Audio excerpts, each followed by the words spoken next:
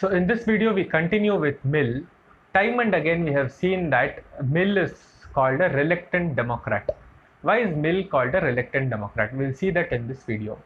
Mill is a Democrat perhaps because his passion for human personality lies at the heart of his philosophy. He believes that democracy alone can help the individual attain prosperity.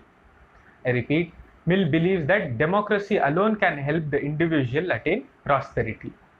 Mill is called a reluctant Democrat because despite having a poor view of the public in general, he is still willing to give them a shot at democracy. Mill says that democracy is still a valid option to try for governance in spite of people's illiteracy, their apathy, their ignorance, and their passiveness. So Mill clearly has a negative view of human nature. In spite of having a negative view of human nature, Mill is willing to give the people a chance at democracy. Mill is also a reluctant Democrat because he is not really in favor of the one man, one vote principle. Mill believes that the graduates, well-educated, intelligent men need to be given greater voting rights, that is more than one vote, as they would be better placed to make informed decisions regarding who would be a better candidate to represent people.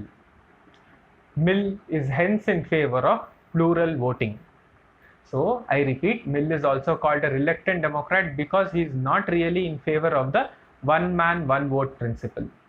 Mill believes that people with socially important functions need to be given greater voting rights. Graduates, well-educated, intelligent men need to be given greater voting rights because they are better placed to make informed decisions regarding who would be a better candidate to represent people. So Mill is in favor of plural voting. While Mill is ready to give everybody a vote, he wants those performing socially useful functions to have a greater say in the political discourse.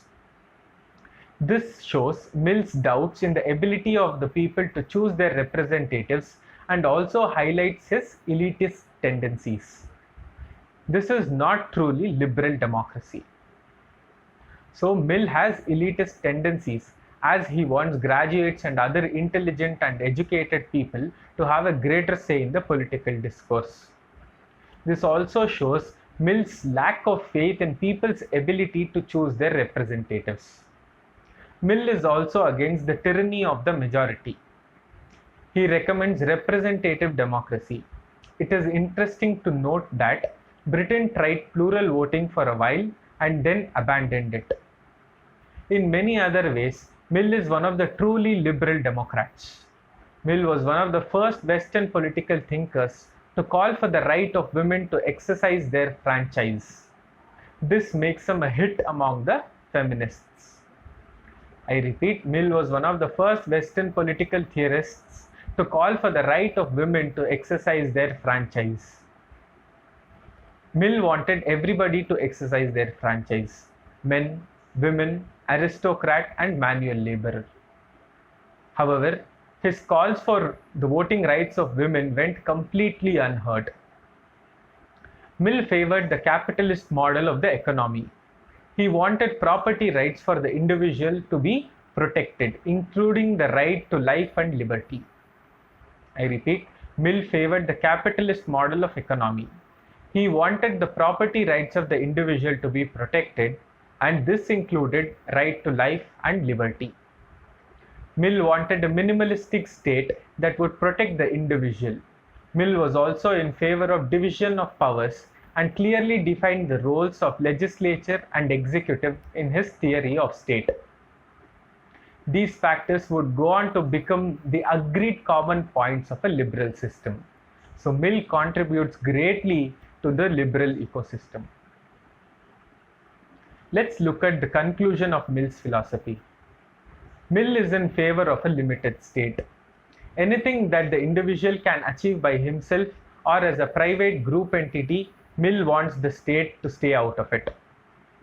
Some of the functions of the state that Mill enumerated are as follows. Number 1, preservation of peace and order. That is, Mill wants a strong state that can preserve peace and order in the society. The second point, laying down laws of inheritance and property rights. Third point, laws about contract, as liberals deem contracts to be very important and they have to be implemented in good faith. The fourth point, tribunals to settle disputes, etc. So Mill was against the takeover of the English East India Company as well by the British Crown, for which he served 35 years. One of Mill's major problems was the inequality associated with the capitalist system. Mill believed in the capitalist economy. However, he was never able to suggest any measures to reduce the inequality between the capitalist and the laborers. In the words of C.B. Macpherson, in the end, Mill found himself helplessly unable to reconcile his notion of values with his political economy, which he believed in. His only way out was that a network of co-partnerships might turn every worker into a capitalist. This was Mill's hope. So what we look at the end is that Mill was a utilitarian. He borrowed a lot of his principles from utilitarianism. He was also a staunch liberal because he favored the individual over the state. A lot of what Mill says has been adopted into the main body of liberal thought. This concludes the video on Mill's philosophy. We will continue with Machiavelli next. Thank you.